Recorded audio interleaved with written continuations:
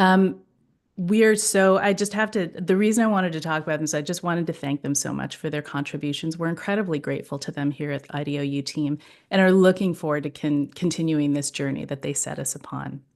If you enjoyed today's conversation, I encourage you to subscribe to the Creative Confidence podcast and to sign up for IDEO's newsletter to get email invitations to our future live podcast recordings.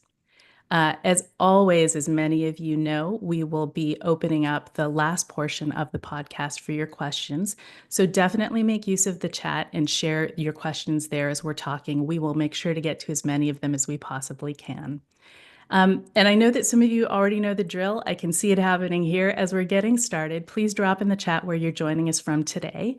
I have to say that I really enjoy this part. While I'm a first-time host, I'm not a first-time joiner to the podcast. And it's been amazing to see there are folks from all over the US, from Atlanta, from Oakland, from SF, but also folks from like Ireland, Canada, El Salvador. It's amazing. And I love this global community. So while you're all dropping that in and saying hi to each other, I wanted to call out that today I am joined by Grace Hwang, former GM Design and UX Research of Mixed Reality at Microsoft. Grace is also a former IDEO Associate Partner. Welcome, Grace. Thanks so much for having me, Mina. We're so excited to have you here. I think this is going to be a great conversation for a lot of our listeners because today we're going to explore how leaders can use human-centered design to navigate the rapidly changing world of emerging technologies like AI and mixed reality. You'll walk away with examples, frameworks, tactics that you can use to lead your team through this uncertain terrain and make more informed decisions around bringing these technologies into your business. So as we kind of go through this, we wanted to put a little bit of a prompt up for everybody on the screen. When you think, it's a quick warm up, won't take us very long, but when you think of emerging technologies like AR and AI, what comes to mind? And if the prompts help, you can use phrases like, I wish, I wonder. So definitely start dropping those into the chat. While you do that, I'm going to give you a little bit of a background on Grace. Grace believes in the power of human-centered design to cultivate positive change in people, systems, and society. At Microsoft, she led a diverse global team to imagine and bring to life a future where technology adapts to people to improve their lives. She's worked on mixed reality products like the HoloLens and Microsoft hardware like Surface. And for that work in 2021, she was selected as one of Fast Company's 100 most creative people in business. Previously, she led product and marketing design at Pivot, a digital health startup focused on behavior change, specifically helping people stop smoking. And at IDEO, she was the executive director of health and co-led the food and beverage practice. She holds multiple patents and was awarded a Fast Company Innovation by Design Award for her work on the patient and employee relationship experience for Planned Parenthood. She teaches design thinking to students at Stanford School of Medicine and the Stanford D School. And all of that she does while bringing a focus on ethically responsible and inclusive design to the work. So, Grace, let's take a quick look at the chat responses. There are so many of them, but what are you seeing? What's resonating with you? There definitely are so many of them. This crowd is prolific. And I think one of the things that keeps popping up is this notion of speed, Mm, of partnership, of productivity, whether AR, AI, whatever emerging technology, which completely resonates with what I've seen with the work that I've been part of and partaken of. And I'm pleasantly surprised to see less, I think, cynicism and yeah. critique, but more optimism around it, which And is curiosity too, which is and great. curiosity. Yeah, and probably a good deal of usage and engagement already with this technology. Yeah, I think this is going to be, I'm super excited about some of these, this kind of the topics around like the questions around rapid ideation, around data privacy, but also how to bring some of the more, like how to integrate some of this work into the work that they're doing within their organizations. Because I think a lot of what we'll talk about today will hit the mark with some of these questions and ideas that people have. So why don't we begin actually by setting a little bit of context for our listeners today. Grace, what are some of the biggest challenges and opportunities that you see today when designing with emerging technologies? Well, I think it's an incredibly exciting time, as well as an interesting inflection point for designers, for creative leaders, for leaders of creatives. We've developed ways to understand humans better than ever. My brother's a neuroradiologist, right? So we have a lot of information and science around how our brains work, how our brains are connected to the rest of our physiology, which helps us understand our behaviors, motivations, why we do the things we do, and obviously our values. And that gives us a lot of direction on new ways to both augment human capabilities as well as further improve lives. So I Absolutely. think, I think theoretically this means more time, ideally for creative, for strategic work, really allowing us to up level what we do, and hopefully to refocus our time on what's most important, right? The things that we care about. I think practically speaking, it means the ability, within the realm of a lot of the work that I've been doing, creating the ability to interact with technology, with compute, with the system in ways that are much more natural Right. to humans to begin with, right? So today we've got input devices, we've got we have to tell the system what we want it to do. Yeah, It there's a doesn't lot of know. friction between us and the interface. Exactly, exactly. But over time, what we've seen, obviously, from the printing press to mainframe computers to our desktops to laptops and our smartphones, and even, smaller and more intuitive devices, what we're seeing is actually um, we can give the system the capabilities of understanding what we want it to do before we even tell it, right? And I think that's been part and parcel, part of the expansive adoption of even generative AI, right? And Yeah. prompt based compute. No, I think that's great. I think the other thing that you talk about a lot, or one of the other things that you talk about a lot, is sort of this notion of the speed of change and the pros and cons of that, which came up actually, I think, in the chat quite often. Can you talk a little more about that? Absolutely. I mean, this is breakneck speed. Let's just admit that. And we don't know where the puck is going, right? I think in the past there's been a sense of what that goal is, Hmm. but right now it's anybody's best guess, and technology is changing so fast Yeah. that it feels like we're not keeping up. I think the fact of the matter is, we're just one step behind, and these tools will actually allow us to get in front of it faster. So, you and I speak the language of prototyping. I'm sure a lot of the guests here as well do as well. So these AI tools, whether it be Midjourney, whether it be any sort of prompt-based, large language model, allow anybody really. I think I saw the word democratization to get to realize the realization of ideas much more quickly and at a much lower cost, right? Again, I saw the word partner many, many times. I think that's a really optimistic way and a smart way to think about these technologies. Um, Especially when I come from a world of hardware engineering and design. There's a lot that you have to figure out before you actually build it.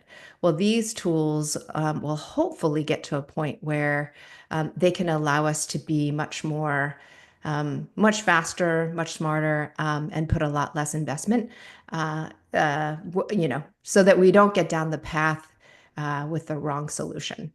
Yeah, I think that's really, it's funny because like the thing that's circulating on social right now is how people are using super prompting and ChatGPT and other tools to generate their own little like action figures and all of the kind of bubble packaging and everything that go with it. And you hear the term vibe computing a lot, that just the idea that it can give some of us who don't have those innate technical skills the ability to kind of prototype quickly, I think is really interesting. That's right. And the speed is sort of a major factor. But something else that I've heard you talk about not infrequently is also sort of the issues around like data privacy, for example, and how those can be considerations that we have to consider because of the range of data that we now have at our fingertips to be processed. That's right. And I think that the public at large, governments, regulatory bodies are also much more aware of this. We have learned a lot, and I think the implications of a lack of consideration around data privacy, around safety, are much greater. So, Yeah. for example, just taking from the Microsoft book recently, I think last year at some point, Windows launched its recall feature, which arguably is an incredibly helpful feature, right? It's essentially giving the system a photographic memory and a different way of searching your desktop and your files. And there are so many times where we say, I think I know where I saw that. I'm pretty sure, but I just can't remember where. And so again, this technology will allow us to take that vast amount of information, synthesize it, actually locate it without having to file it away. Right. At the same time, because this launched as with the default on, a lot of people viewed this as a privacy breach, right? Like I didn't Right. even know Of this was course. on, Yeah. and so they had to pull it back from kind of a universal feature. Um, and so I think that example just goes to show we have to think about these things ahead of time, right? Absolutely. And especially as these technologies like XR, which can capture, eye tracking, which has eye tracking capabilities, can capture eye gaze. Um, Turns out that even the way that you walk, your gait, can become PII. People can recognize your identity by simply looking at how you're walking. And so I think that these types of factors, as we get into more immersive technology, as we get into more powerful technology, need to be considered. Yeah. And we need to be better at creating frameworks to design and build for them. And we're going to talk a little bit about some frameworks that you'd recommend. I just want to quickly recap what we just went over because I think these are the three things you mentioned are really excellent context setters for us to keep in mind as we think about the landscape. The first being that as a technology, AI can really, or any emerging technology can really be a ticket to augmenting human creativity, not supplanting it, which I think is a friction point or a point of contention for a lot of people.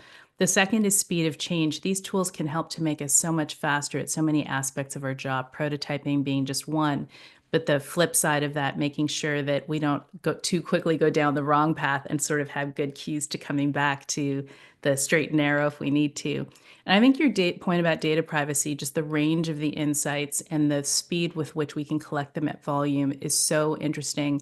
I think NORC just had a study out where for adults and teens below the age of 60, about 50% of them don't use AI. And in that group, depending on your age group, 68 to 77% of those folks really cite data privacy issues as the reason they're afraid to use them. So I think that it does behoove us to think about the data privacy factors for sure. All of these sort of relate to thinking about humans in the context of systems. And so I really wanted for us to dive in a little bit deeper on this notion of human-centered design and emerging technology. You've led so many teams. What advice do you have for us as, we are building human-centered design processes into designing for emerging tech? That's a great question. I think first off, I think it's important for us to remember that emerging tech is cyclical. We've been Yeah. here somewhat before, right? We've seen generations of emergent technology that have changed the way we live, the way we work. And of course, though the pace of change is definitely accelerated, I think we can lean on the principles we know have worked in the past. And we have so many lessons learned about staying human centered and customer centered. So, what are some of those key principles? I think first and foremost, as part of the North Star, right? As part of envisioning the possibilities with this technology, we're in the position to help organizations, to help leaders, as ourselves, leaders as ourselves, remember that technology is a means to an end. Mm, It's not the end itself. And that seems so obvious. But because some of this new technology is so difficult to build, I mean, take mixed reality, XR. There's so much that goes into just getting the thing to work, and there's so many R&D dollars, a lot of investment required to bring it to life, that leaders often have to justify the decisions that they yeah. make, right? Like they've got to show up at a meeting, they've got to show up to the board or to leadership with a proof of concept of something, anything. Right. And often, because we're moving so fast, they haven't taken the time to ask the question, why should this exist in the first place? Um, and I think the answer to that question, well, first, right, like let's make sure we're asking those questions. Um, and two, I think the answer to that question often lies, somewhere between, how do we get that thing to work and how do we stay connected to what's important to who we're designing for and who we're building for? Ideally, this means understanding needs, behaviors, context of use, all from the get-go, from the beginning and the inception of the product development life cycle. That's not always possible. Right. And sometimes, organizations are working on iterations of what exists today with something a little bit more incremental. Um, but I think anytime we find ourselves asking, what can we build? I think, that means there's probably a customer insight to draw on. Yeah. And just to bring that to life a little bit, I think this was a big learning for HoloLens, which was a product that I spent a lot of time working on in the mixed reality space at Microsoft. So for those of you who are unfamiliar, the HoloLens is an augmented reality headset. That's essentially a computer on your head that projects holograms onto the real world, onto the physical space. It's an incredible piece of technology. And, With a it's wide variety of potential uses, right? I mean, exactly, exactly. But that's not where we started, right? I think the belief initially was, oh, if we build this really amazing piece of technology, they will come. And of course, it took many conversations with customers, with, the Mercedes and the Porsches and the healthcare institutions to really understand the benefit and the value prop right. of HoloLens. And what we learned is that it's a heads up, it's a hands-free device, and the nature of that device really serves specific scenarios, especially of frontline workers. Yeah. Um, Yeah, I've seen it used in kind of interesting ways where, like, to your point, when you free up the hands, how does that become a fuller experience? But also kind of immersive trainings and things where you don't necessarily want to send somebody into further, their first experience dealing with a contentious, I don't know, social working situation or something. So I think the opportunities are kind of vast. We think of it a lot in like, that sort of headset idea in gaming, but it really is sort of yes, a richer based on whatever the human need is, right? that's Like right. figuring that out first. You said something, there are two things you said there that I love. The first was that tech is a means to an end, not the end in and of itself. I almost wish I could wear that on a t-shirt.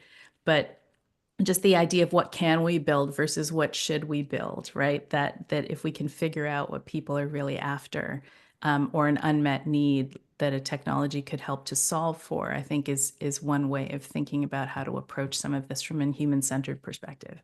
That's right. And, conversely, when I was at Pivot, working on a solution to help people quit smoking, human coaches were a big part of helping people overcome their addiction to smoking. They were essential. But we often didn't have enough human coaches. And a lot of the tools that they were using were quite manual. Right. Um, and so a technology like Gen AI, would have certainly supercharged their knowledge, the specific interventions they might use for different members. And again, right, augmented and enhanced the capabilities that we were leveraging from real people. Absolutely. It's funny because somebody just typed in, so humans are still essential to the workforce. And in fact, that exact example from Pivot, I'd heard when we were speaking about it, you'd said like it wouldn't have worked to just have AI coaches, right? That's That right. that wouldn't have served the need and it wouldn't have been right for the mindset of the users and the people we were trying to help. So yeah, humans are still essential to the workforce in many situations. Yeah, and I think we need to get smart about exactly what situations and when, even in the example of the pivot coaches, maybe it's not all the time. In fact, we built a Right. community um, comprised of people who smoke, and they explicitly said, we don't want coaches to be part of that conversation and that dialogue because it feels like oversight. However, if there was some sort of an agentic experience, providing information, providing direction that didn't feel, I'd say, somewhat judgmental. Right. Yeah, I think that would have been, a perfectly great use of AI. Yeah, absolutely. Um, you've also talked about it. You talked about it at the opening of our discussion, this idea of using it as a kind of assistant, a creative assistant to help augment what we do. Um, and I can see it happening in the chat as well that, the people tend to live at two ends of this spectrum. We either think, oh my gosh, it's going to replace us, or I'm afraid of it. I don't want to touch it. Like we kind of can't think about, we don't think enough about how to integrate it into the way that we work. Can you talk a little bit about that? You've talked a little bit about like, yeah, I use it, but there's some flaws in it, sort of Mhm. being careful with it. Absolutely. I think just like learning a language, there's nothing more helpful and will allow you to get up to speed on this technology than immersing yourself in it day to day. Right. So to your point, for designers, AI is a great creative partner. We can think about it as helping us enhance or speed up. Um, but I also think, it's changing again so quickly that if we're not using it in the day to day, we don't know what the possibilities are. Right. So, as I referenced before, it means prototyping with it.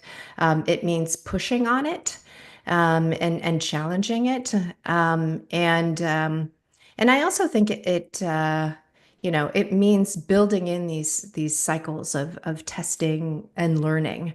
Use the technology to build your prototypes, to experiment, to test hypotheses, get feedback really quickly, and even you leverage it to help synthesize what that feedback actually means. I mean, it's on us, I think, to interpret the collection of data.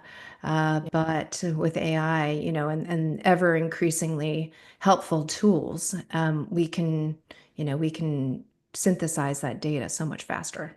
Yeah, absolutely. And I think, part of what it occurs to me is sort of this notion of use but verify. Like use it for the things that it's good at. Know that it's not perfect, right? Like it doesn't sort of replace.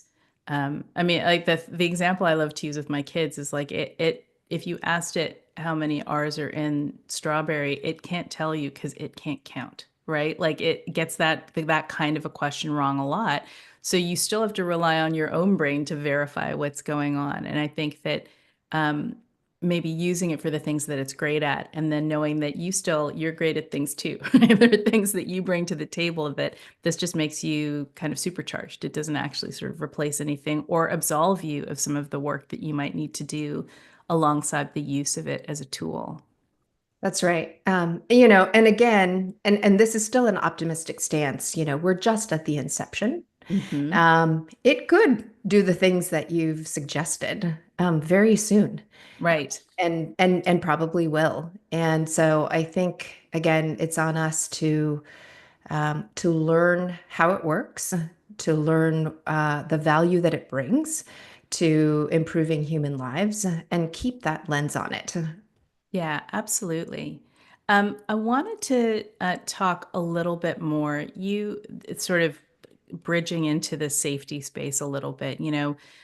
Tell me a little bit about we talked about data privacy, but in general, I'd love to talk a little bit more about designing for safety overall. You have this great framework that you've shared with us, and I would love to take a look at it. It just went up on the screen. And before I hand over to you, Grace, I just want it for a lot of folks who can see the slide, it's great, but some people will listen to this as a podcast, so they won't be able to see the slide. I just want to describe the slide a little bit for them. It's your layered approach to safety. And at the bottom of the slide, for those who are listening, there's a kind of continuum that goes from proactive approaches to reactive approaches. And then across that continuum, there's sort of six, let's call it categories of activity that you can undertake in this layered approach. So, Grace, I'll hand it over to you to talk a little bit about this because I thought it was really interesting. Sure. And before I dive in, I just have to give credit here to my partners on crime on this, people like Ali Kaiser and Nick Stiegman, who were dedicated to ensuring responsible and ethical solutions in XR for quite a while on my team. So just for context, this framework was developed in anticipation of harms, misconduct, bad actors in immersive experiences, whether intentional or not, because the potential for negative emotional, psychological, and yeah, even physical impact is much higher than in 2D. Right. And I don't know if you remember when the metaverse was the hot topic du jour. This was really top of mind when, especially Microsoft was investing deep in that space. And we've seen this in gaming, right? We saw in the early days of the metaverse, but we've learned a lot from our experiences with gaming that they can be scary places, both for adults and for kids. And this was actually I presented this to Satya Nadella and his executive team as a way of both building culture around safety, as well as making product recommendations. So that layered approach is really about making your product safe from the get-go. Um, it moved from proactive to reactive, right? Like educate people from the get-go on what they might be getting into, especially with parents and kids. Um, in the metaverse, we envisioned a world where people would show up as avatars. People, Right. people will be showing up differently, in agentic ways and interacting with systems that might be cloaking themselves, in the future. And similarly, we anticipated this in immersive experiences, and so we had to we had to provide people with a sense of armor, so to speak. Right. Um, as well as, kind of providing them with safety protocol in the moment. Say somebody does approach you, you don't recognize this avatar. It's actually an adult who's talking with a kid who's also dressed in an avatar or showing up differently. That's the benefit of these immersive experiences, but that's also the downside. You don't actually know who you're talking to, right? Right. So how do we then like further out even build policy, build rules of engagement, build ways of intervening when some of these protocols are broken? Yeah, and I think the thing that I love about this layered approach is the first thing that you said, which is that this technology, our landscapes are evolving with emerging technologies, right? And so just this idea that uh, it is naive to think that we can only address things proactively. There are unknown unknowns. And so making sure that your approach incorporates a reactive component so that you can do that smartly and in a timely way, I think is key. Um, That's right. I would love to talk a little bit about something that I think many of our listeners could relate to, which is, you know, I imagine that we've all experienced this. You come into a team or an organization that already has work underway. They're developing like amazing tech, but they're not quite seeing the results or success that they'd anticipated. Do you have thoughts or advice that you could share in those situations with us? Absolutely. We encountered this quite a bit working in XR. And for a time, I was also leading the surface design team. And, even with laptops, right? Even with existing technology, there just isn't product market fit. Right, And so you're coming into a pretty mature product space, potentially, in the case of AI, obviously it's quite immature, and even XR, with a bunch of hypotheses. And, we used to use a framework that really contained, two big questions, right? Is this the right product to build? And then are we building it right? And it kind of doesn't matter. Ideally, you're starting with the question of, is this the right product to build? And right. you've got latent needs, and you've got context, and you've got customer awareness informing that question. But again, sometimes the train has left the station.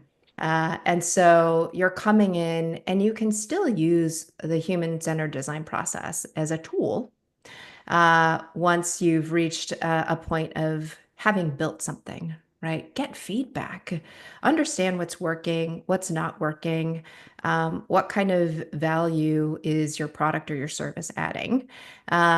Literally go out into the world. Again, with the help of AI, you can kind of assess a lot quicker, and even recruit participants a lot easier than before, and then build that into the next iteration, as well as build that into the influence that you might have within your organization to convince them to do something a little bit different. Um, Yeah, so, I mean, yeah.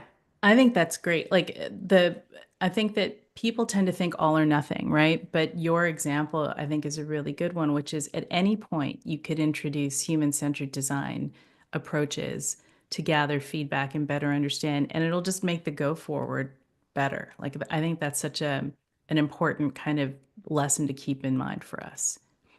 That's right. And I would stress that this is an iterative process, right? Like you can do this again and again and again, even with people who seemingly are experts and are seemingly sharing with you expert insight. So just to bring that to life, we were doing a lot of work with the U.S. Army about creating a augmented reality headset for soldiers out in the field, and of course, the lieutenants and the commanders and the generals were saying, this is the product, this is the set of product requirements, this is what we want you to build to.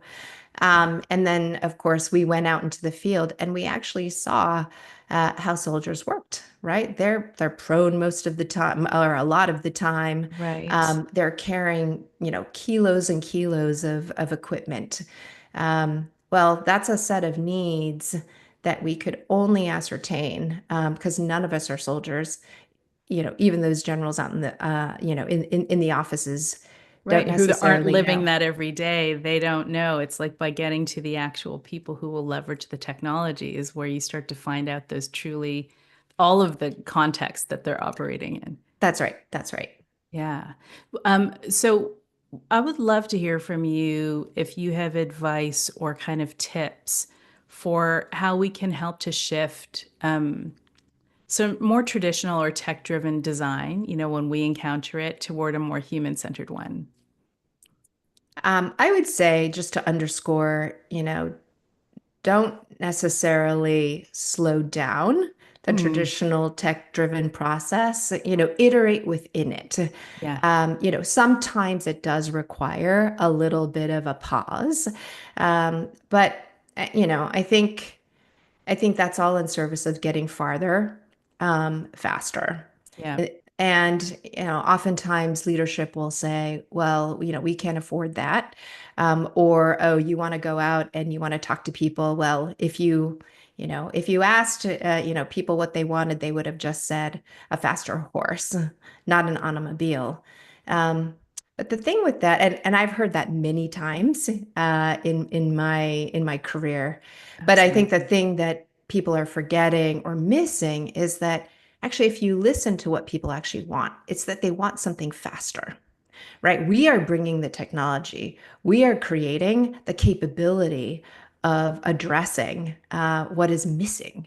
And so it's not, kind of this notion of ascertaining needs and going out into the field is not about asking people exactly what they want and then taking it one to one, but we have to do the translation. Yeah. Um, Yeah, I've often said that people can't always tell you what they want, but they can tell you what they don't like or what their problems are. And then you can use that to help define what that's they right. need, That's right. basically. And they can react to things, right? This is the role of prototyping. This is the role of putting things in front of people. Which also goes to my next point about kind of spinning up a separate prototyping team. Yeah, I love that. Yeah, if you don't want to slow down the normal product development process, well, pull a couple of people out from your team. Have them envision, have them, work on building not a full product, but just some hypotheses that you can go out and test. Mhm. And this is particularly true with some of the safety work, the safety and privacy work. In big organizations, that's often seen as, oh, the job of the compliance team at the end of a product development process. But in this case, what you can do is set aside that team to introduce some ideas for how you might create a safer, more, kind of privacy oriented and ultimately better product. Yeah, absolutely. I really love the 2 points you make because we talked very early on about this need for speed. Everybody's got to report to a board or to the C-suite. Everybody feels this, even if it's manufactured urgency, a sense of urgency. And so, this idea that you can not stop the process, but iterate on it, that you can run corollary activity to help you kind of stay on top of, like, maintain the speed to market, but then also gather insights along the way, I think is really, it's such a good way of looking at it. So you can reap the benefits of getting human feedback, but then also keep the train on the tracks in a way that satisfies business. Yes. And I Oh, just sorry, go wanted ahead. to add Yeah, yeah, one go ahead. one last very important point, which is, at IDEO, we often talked about designing for extremes, right? So looking at the quote unquote edge cases or the fringes, to discover what you don't know, Absolutely. right? Because people on the fringes really, they're just better at articulating what the rest of us in the middle want and need and how we behave. And I was, privileged enough to have a team dedicated to accessibility, to building products for people with disabilities on my team. And time again, they revealed to us what initially felt relevant to people with disabilities, but in the long run became relevant for everyone and much more expansive in terms of the market opportunity.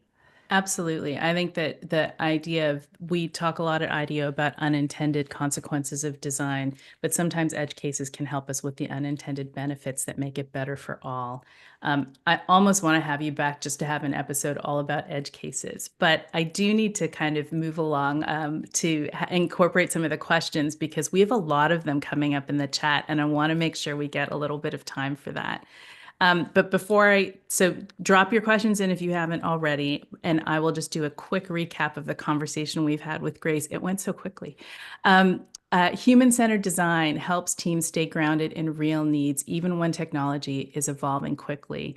This helps us to remember that tech is the means to an end, not the end in and of itself. Put it on a t-shirt. I think it's really important. You can shift to a more human-centered design approach at any point, even midstream. Iterative processes, parallel processes help ease those pain points around speed, but still help you benefit.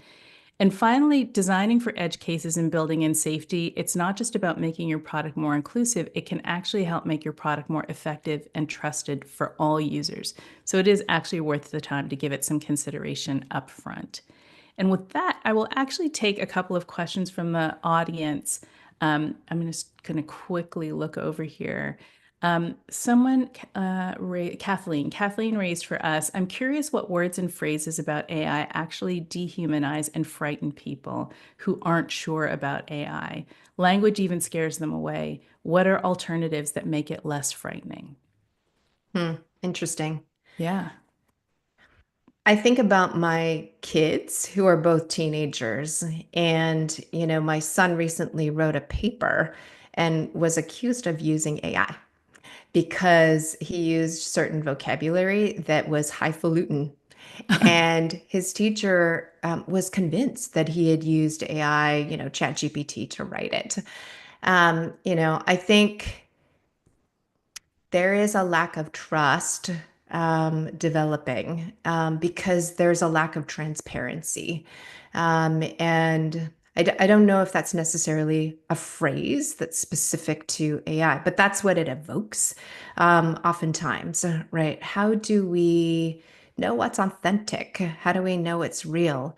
How do we know who owns what, right? So the issue of IP for sure comes up. And I think again, right, like taking over jobs. I just, was going back and forth with a friend of mine who wrote a post on LinkedIn about how AI is like, let's not be disillusioned, right? Like if you walk into a B2B trade show, like that's kind of AI at work, right? Like a Right. lot of this creative output is being outsourced. And I actually think that's okay. My goal, my hope is that AI is not it's not going to lead to a race to the bottom or if this is a word, a genericization of everything, right? But that because it'll democratize some of this ability for creative output, that it will actually raise the bar Right. for everybody, and allow us to build things that are much more custom and tailored and with a lot less effort. I'm going to ask one more question, actually. And I apologize if I'm mispronouncing the name. It's Kaholi, who asked, in light of everything you shared so far, what would you see as a competitive advantage in this ever-changing space of AI and AR? Oh, so much. Uh, but I think it comes down to understanding human behavior, understanding human motivations, and sticking to that, right? Like that's the piece that we can't forget about, because specifically with XR technology, it has the ability to really understand your context, what you're seeing out in the world, who you're talking to, what the tone is of this conversation. And then, of course, like ingesting so much of that data at once and making sense of it. But that matters not. If we don't understand at the end of the day what somebody wants or what behavior that's going to prompt. Right. Or what value they will get out of the experience. Exactly. I have one more question for you. I'll give you a moment to think about it. What advice would you give your younger self? And while you think about that, I'll do a quick wrap. Today, we've been speaking with Grace Hwang, former head of design at Microsoft XR. Grace brings a wealth of experience from the intersection of human centered design and emerging technologies. If you are interested in going deeper on today's topics, I encourage you to check out IDEOU's Foundations in Design Thinking certificate program. You might also be interested in our AI and Design Thinking workshop series, and you can learn more about both of those at IDEOU.com. We are also offering a limited time promotion. You can receive our AI and Design Thinking self-paced course for free with the purchase of any IDEOU cohort course or certificate. So, Grace, back to you. What advice would you give your younger self? So I think two things. One, don't be afraid of dogs. I used to be petrified of dogs when I was young. And then we got a puppy a year and a half ago, and he's been all love ever since. And then two, I think, remembering that feedback is a gift. I was having a conversation with my 15-year-old daughter recently, just about how hard she's taking some feedback. But I think it's on us to reframe that feedback as learning. And I wish I had known that, at a very young age. Amazing. That's great advice for all of us, actually. Thank you so much for joining us today, Grace. Really appreciate it. Thank you.